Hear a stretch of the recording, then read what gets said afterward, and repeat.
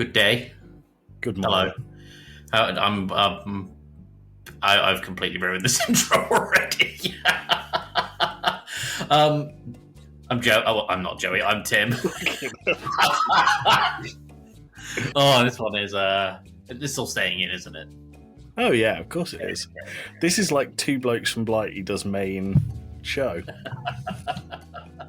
Oh, Joey, how you doing? I'm good. Yeah, I'm good. Just as a kind of peek behind the curtain, as it's our saying. We've just recorded an episode with Alex that won't be the next one that we do. It'll be the one after, which I'm really looking forward to going out because I thought it was a really good episode. It was. It was good. Whereas this one might be one of our shortest ones, if not the shortest.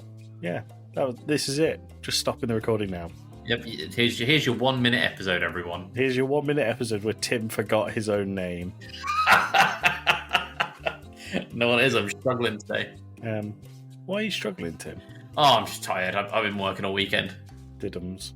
Diddums. Are you off tomorrow? No. Tuesday? I'm on earlies tomorrow. Tuesday? Tuesday I'm off, but I'm spending a lot of Tuesday practicing Tekken. You make it sound like that's a job. Well, for some people it is, but I don't think I've talked about this on the podcast yet. I signed up to Europe's largest major tournament again this year. Nice. As usual, I'm competing in Guilty Gear, but for the first time, I'm competing in any Tekken tournament. So I'm going into Europe's largest major as a complete Tekken beginner and seeing where it goes. How many people compete in this tournament? I mean, if I pull up the numbers from last year, let me quickly double check. There's going to be versus fighting 12, I think, was last year. Because I remember you were quite disheartened after last year because you didn't place particularly where you wanted to, right? No. So the first year I went, I placed 49th out of 150. Which is really good. That's really good. And then the year after, out of about 200 odd people, I placed 96th. Which is still good, but I remember you being quite. I was super disheartened. Disheartened. I remember you saying, "If ever I sign up for this tournament again, I'll give Joey £1,000." I don't quite know where you're getting these contracts from. I need to fire my agent. So wait, I'm your agent. Wait a minute. As your agent, you definitely did say that. Oh yeah? Yeah. Oh my god, this website's taking forever to load. So Tekken 7, which was the most recent game at the time of last year's tournament, had 290 entrants. Are you expecting the same for this? If not more. Well, Tekken 8's fairly recently out, isn't it? It's out this year, out in 2024. But no, I'm excited. I'm excited to play Cat Grabman in tournament. For those of you who don't know, the character is actually called King, but he's a big leopard that Tim grabs and throws people with. Yeah, it's very fun. Hence, Cat Grabman. Yeah, sometimes he dresses up as a cowboy and then he becomes Cowboy Grab Catman. And are you still Joey at that point? What? You introduced yourself as Joey. It was the other time you tripped up over your words. Oh, yeah. And where is Versus? It's in Birmingham. It's every year it's in Birmingham. It's back at Millennium Point, so if this episode... I'm sure this episode's going to be out by the time that happens. When is it? August. Oh, it'll be well out by August. Yeah, well, if anyone happens to be in Birmingham and at Versus fighting, I'll be there competing in Guilty Gear and Tekken 8. And if Tim places in the top 200, he's going to run around without any trousers on. Without no trousers on. Without no trousers. That would mean he just runs around with trousers. Yeah. I'm accompanied by trowel. I heard you're going to wear your Two Blokes from Blighty shirt that says "At Wembembo" on everything. I mean, that might go on there. There's no logo. It just says "At Wembembo" on the front. With an arrow pointing upwards to you. Yeah, this guy. I like it. Guy. That on my David Attenborough shirt, which I don't know if you've seen or not. I don't think I have seen. So, you know my Ian Beale crying shirt? Yeah. It's in a similar style to that, but there's several David Attenboroughs, and it just says David Attenborough. Nice. Yeah. Because you are a diehard David Attenborough fan. Man's a treasure. Speaking of diehard fans, I do want to talk about your shirt now, Tim. Oh, yeah, I'm wearing a Villa shirt. Tim, when was the last time you watched a football match? Never. How long have you been a lifelong Villa fan? Minus 32 years. So that would mean in 32 years' time you'll become a diehard Villa fan. Yeah. When I'm 63. Nice. Very nice. Yeah. I mean, Joey got me the shirt a long time ago. 2 years. It really accentuates my tits. And it's comfortable. I think it looks good on you. I think it suits you. That's all right. Yeah, it's comfortable. And you wear it when Villa play. Yeah, so they can look at my tits and play better. Hold on, has the logo on the right side, the legs come off one of the sides? No. On the actual shirt. No. Yeah, it has. Look. Oh, yeah, no, it has. You're right. Yeah. Kappa. That's the brand that make the shirt. They make. Yeah, he's not doing the Twitch emote. They do famously poor quality shirts. So. Brilliant. We're not with them anymore, Tim. Ah.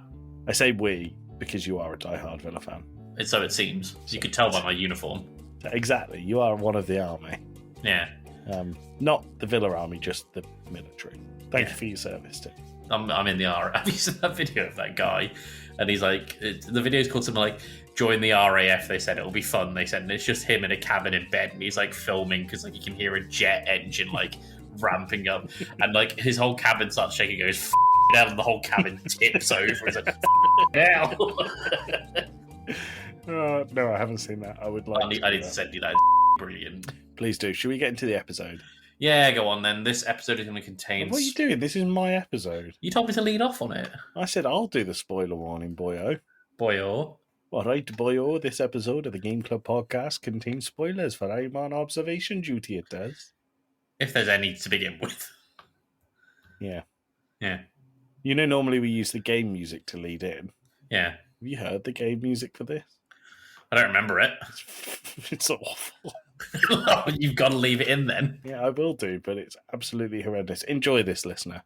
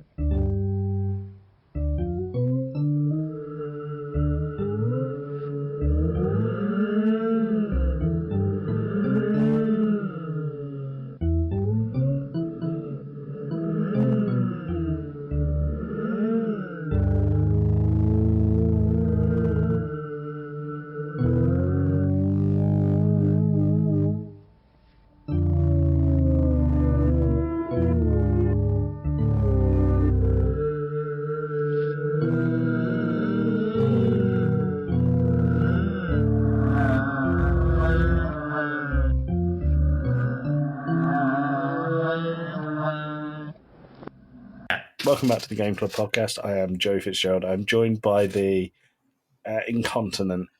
I know we had that in a future episode. No, you can be the irresistible Tim Fitzgerald. Tim, how are you feeling? I'm feeling sultry. Sultry. Ooh, very sultry. Tim, we're here to talk about a game called I'm on Observation Duty. But before we get into that, I want to hear about what you think is the scariest game you've ever played. Scariest game I've ever played. I mean, Silent Hill 2 is up there. Mm-hmm. The atmosphere in that. Are you going to get the remake when it comes out? Probably. For your Probably waste for of money machine or the Steam library that comes out? Probably going to be for PS5. I'm going to want to play it in 4K. Can you not play it on 4K on Steam? No, I can, but I don't have a 4K monitor. Just plug your PC into your TV. You have no idea how much of a task that is. Use Steam Play. What is it called? Steam Link. Steam Link. I did have a physical Steam Link at one point, and then I got rid of it because it was bad. But can you not get an app on your telly? Not on that TV, no. Oh, but it's 4K. It is 4K. Mm. That's good. I was going to try and come up with 4Ks that said how stupid your telly was, but I'm not intelligent enough to do that. Intelligent. Well done. I am not intelligent. That's what they should have called smart TVs. Intelligence. Yeah. Yeah. Your talents are wasted on this little podcast, Tim. I need to be in marketing. Intelligent. I like it. Sorry, Tim. Please carry on. Yeah, Silent Hill 2, probably. Any moments? Because I don't actually remember Silent Hill 2 being scary. I remember it being creepy.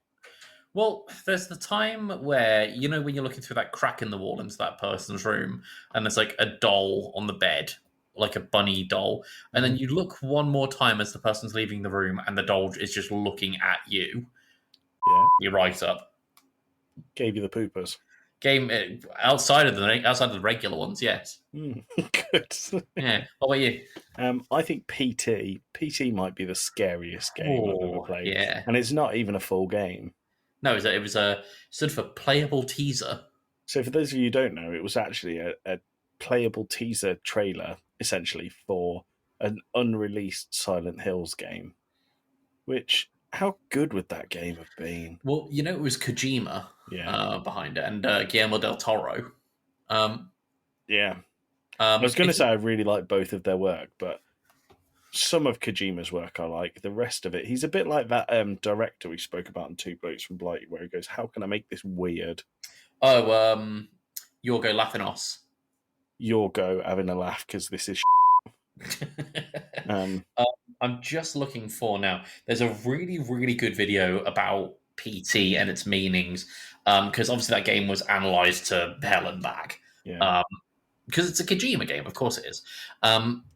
But someone came to the conclusion that PT was about Kojima's breakdown in relationships with Konami, as opposed to Silent Hill. And it was actually it wasn't just like someone, pulling harebrained conspiracy theories.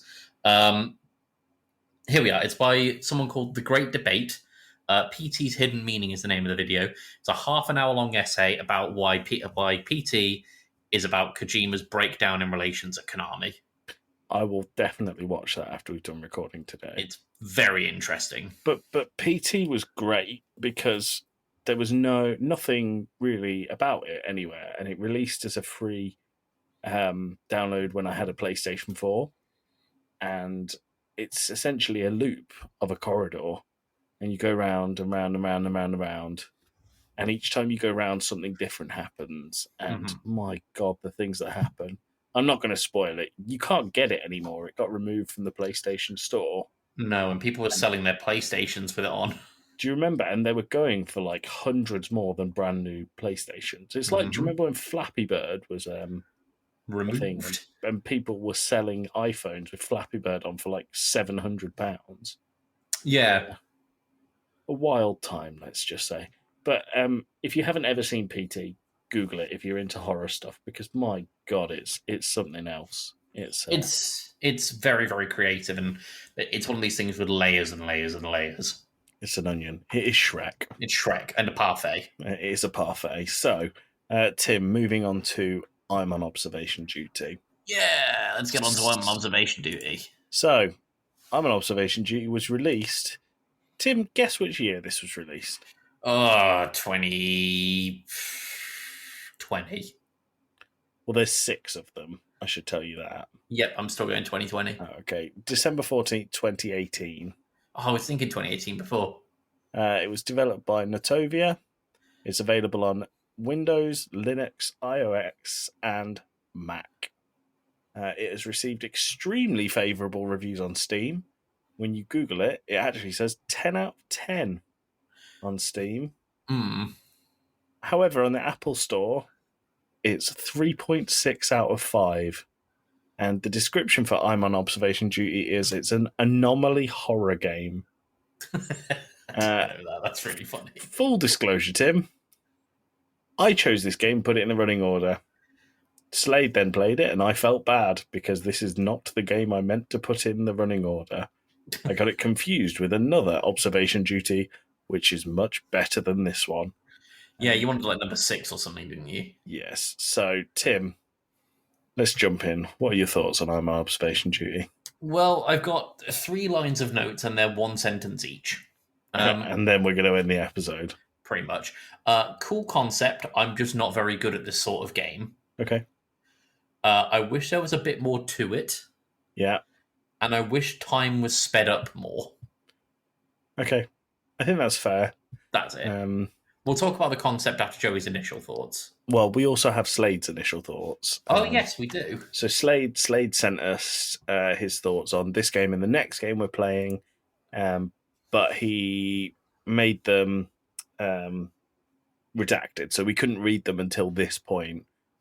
So this is both of our fresh first time hearing what Slade's thoughts on I'm on observation duty. Tim, let me know what he thought. So, Slade's thoughts. Played a few rounds. Sometimes I just get a game over and I never noticed what the change was or what I was supposed to look for. It wants to be Phasmophobia and Five Nights at Freddy's mixed together, but if you want a better version of that combination, go play One Night at Flumpty's. And he's put, no score, don't recommend. I'm not accepting the no score. I'm going to put that down as a 1.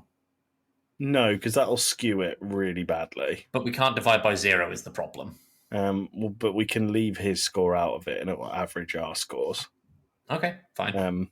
If that's the way the spreadsheet works. Yeah, it does. It does. Don't worry. So I think I agree with both of you.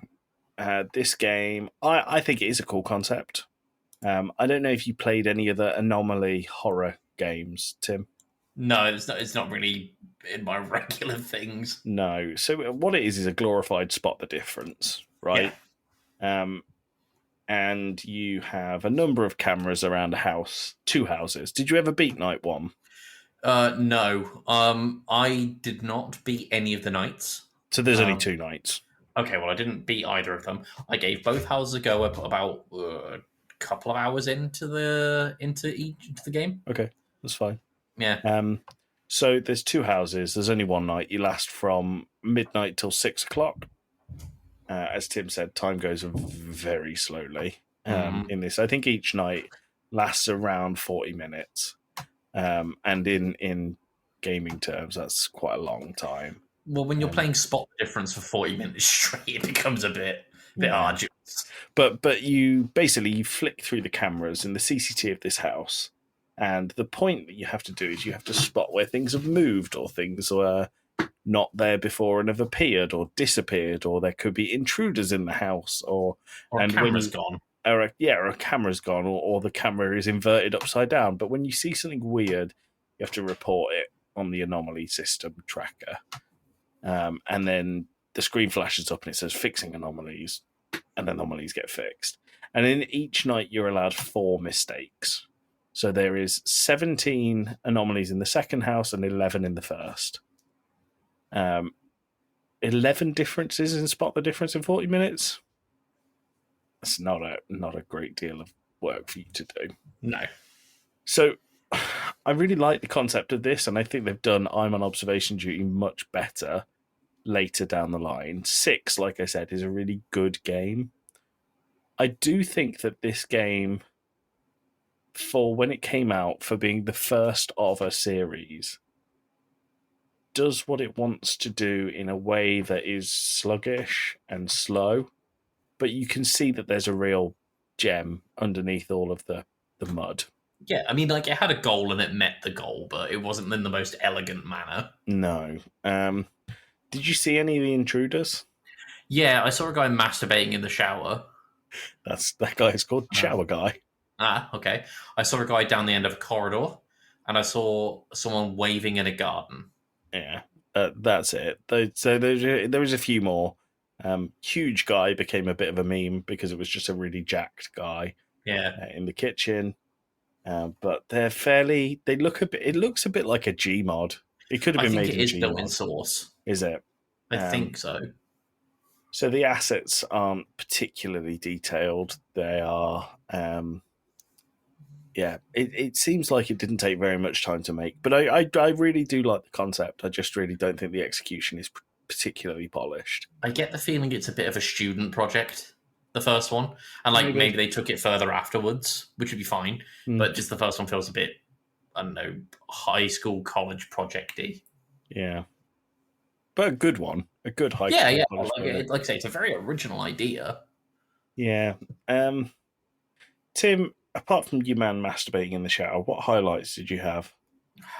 Um, I can remember being very paranoid when looking at House One. In the garden section, there's a window that I never really noticed until my second time around in the bottom right of my screen. And I was always paranoid that something or someone would be there. That was about it. I do think that the thing this does very well is it makes you look for the thing that you're basically scared of. Did you get any of the jump scares? No. Jump scares are terrible. They're just animated characters shaking very quickly, very close to the screen with your typical scream jump scare. I'm not going to say I don't like jump scares because, they scare me. I don't like jump scares because they're cheap. Yeah, no, the jump scares in this are really cheap. But, like, it's just a cheap, like, whoa, wow, that was unexpected. It doesn't add to atmosphere. And that's why I don't like it in horror games. That's why I don't like it in horror films. I don't agree. I think there is games where it can add to stuff a lot. Like Dead Space is a great example of when jump scares are done well. Well, yeah, but there's a lot of atmosphere around the jump scare. Yes, and that hits the nail on the head. The atmosphere in this, I think there is a good atmosphere. I just think that in games where the whole central focus is the jump scare, you're just expecting something. And so like, for example, the original Five Nights at Freddy's games, and Slade won't thank me for saying this, but he's not here, so tough. But they're built around waiting for something to jump at the screen and shout boo at you. Yeah. And I think I'm on observation duty is slightly different because depending on what the anomaly that you miss is, it alters your jump scare.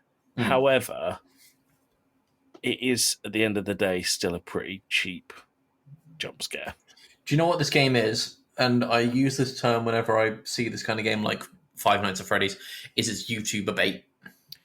Absolutely. And I was going to go on to this. So if you search I'm on observation duty, you get all of the typical gamer reaction YouTuber bait YouTubers have done playthroughs of 1, 2, 3, 4, 5, and 6. I watched some of Markiplier's 6 Mm-hmm.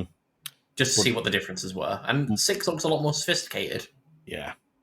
Yeah, I think, to be honest, I think I'm on observation duty 2 through 6 could be DLC for 1. Probably. However, the main difference is that the user interface is so much cleaner and more responsive. Whereas in this, I died twice because I couldn't find the thing that I was trying to report in time for it to be reported, because it's a drop-down list, and then you scroll through the drop-down list, and it's not particularly responsive to your scrolling, so it takes ages to get down a very short list. It's also not alphabetized.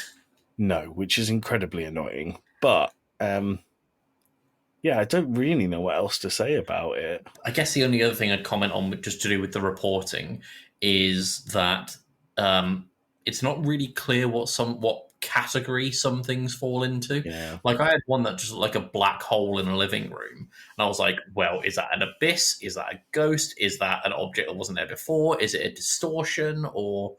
But one of the good things that they did in regards to that, and I think that's probably a common complaint about the game, you're not penalized for incorrectly reporting anomalies. Where I think you're punished for it is that it takes so long to find the thing that you want to report. You then have to go through that process again. And if you get it wrong, you go through it again. And if you get it wrong, you go through it again. Because when you send off a report, you're unable to do any further reporting for about 30 to 45 seconds, I'd say. Yeah. And all the while, there could be more anomalies building up in the house, and if you have more than 4 anomalies in the house at any one time, it's game over. Game over. Yeah, that's the crux of it. I think actually, when I learned that this was on iOS and on the App Store, it probably lends itself quite well to a touchscreen mobile game. Yeah, probably. I did look for it on the Android store, and there was a very, very cheap-looking rip-off, as there always is. Well, again, there always is when it comes to like these YouTuber-bait games. Yeah, it's Like, called. look at the amount of FNAF rip-offs. Yeah, it's called Alternate Duty Anomaly Watch. So, and I'll give that a go. it has a whopping 1.8 out of 5. Woof. So, yeah. Enjoy that when you play it, Tim. All right, I will. Shall we talk scores? Scores on the doors, Georgie Tim. Yeah. Yeah, I mean, it was a neat concept. As I said at the beginning, I really like the idea. I'm just not very good at these games, and I wish there was more to it than just click around the same 6 rooms for 45 minutes. And I wish there was, I wish time went a bit quicker. But I guess that's kind of, I don't want it to be so quick where games only last like 15 minutes. But equally, I don't want staring at the same 6 rooms for 40 minutes. Yeah. It becomes a little bit tedious. I think 30 would be fine. It doesn't achieve the balance particularly well, does it? Which I think that is something that they addressed, and it is met in the later observation duty games. Yeah, I mean, this one was definitely like testing the waters, which is fine. If you want to laugh, Tim, look up the lore on these games. Oh yeah, because there is nothing in them that gives any proper lore apart from a secret ending to this game where you get stuck in a room with someone, and when you click them, their face turns upside down and it says, "What did you do to Timothy? Yes or no?" And if you click yes, it ends. And if you click no, it screams and then ends. Wow. So apparently you did something to Timothy. Sorry, me. I don't know that I could recommend this one, but I'm sure if I tried one of the later ones in the series, I'd probably be able to give it a recommendation. Because if it's refined the approach, then sure, it probably has addressed my concerns. But this one obviously hadn't, because it was the first swing at it. I'd probably give it like a 4 out of 10 if I had to, put something down for it. Okay. Yeah, what about you? I think that's fair. I think you hit the nail on the head with it. It seems like a first swing at it. I have played a later installment, and I would recommend it. I think 4, 5, and 6 are all good. I've not played 2 and 3. I think the difference on 4, 5, and 6 is they are genuinely scary, and the scares seem much more genuine than something flying at the screen and shouting "bloogie woogie woo." So I wouldn't recommend this one. As I said, I put it in the running order, and we all played it by accident. It's a short game if you can complete it. It's a short game if you want to do 1 or 2 runs. How big would you guess this game is, Tim, on your hard drive? It's going to be like 600 meg. It's a gig. Oh. So it's not massive, but it's not small. No, not for what it is, anyway. Absolutely not for what it is. So I'm going to give it a 5 out of 10. 5 out of 10. For the concept, for the later additions of the game, building off of that pretty strong concept. But a poor execution means that I didn't enjoy it very much. Okay. Well, that gives us an average of 4.5. Well done, observation duty. You have just over the amount of score that you have words in your title. You are somehow scoring higher than Halo Combat Evolved. Good job. Good. Right, Tim, what are we doing in 2 weeks' time? We are doing in 2 weeks' time a cool little indie game that I found called Hypnospace Outlaw. Yay! Yeah. Anything going to happen in between now and then? In between now and then, Slade's going to have to write up a full report for this. I wanted to keep like a daily journal of his task for this. Slade is going to go out into the desert, and he's going to find the cactus with the most spines on it. Okay. Nice. I want a roll report of that when he gets back. I always used to like the joke about someone's family tree being like a cactus. It's one straight line and full of pricks. Wait, that's pretty good. It's pretty good. Pretty Right, good. well, we'll see you in the post-amble. See you in the post-amble. Thanks for a short one, Tim. Bye. That's what Payne says. Bye. Brilliant. Got to end down a small Willy joke.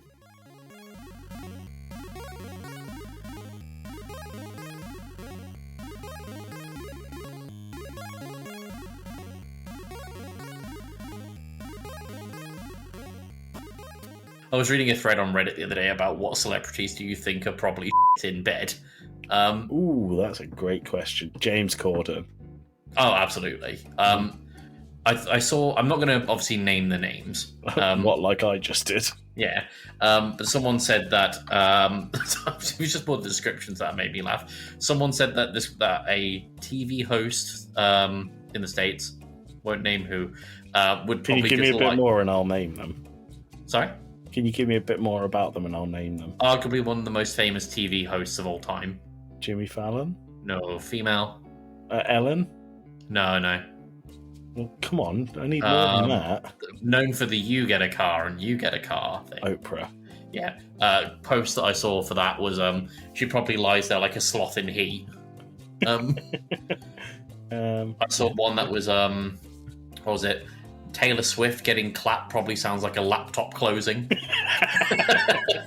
Which was fucking great. That one got me. That is so funny. I once saw Frankie Boyle live, and he was talking about David and Victoria Beckham, and he said David Beckham trying to have sex with Victoria Beckham would be like trying to a deck chair. I'm not a big Frankie Boyle fan. He's just a bit of a shock jockey to me. Oh no, I mean I was working. I was paid to see him, and there was quite a number of jokes in there that I was amazed that he said out loud. Yeah. But that is just shtick, innit? Yeah. I can't remember what the rest of the stuff was on that thread, but there were some very, very funny responses. Good. Anything else, Tim?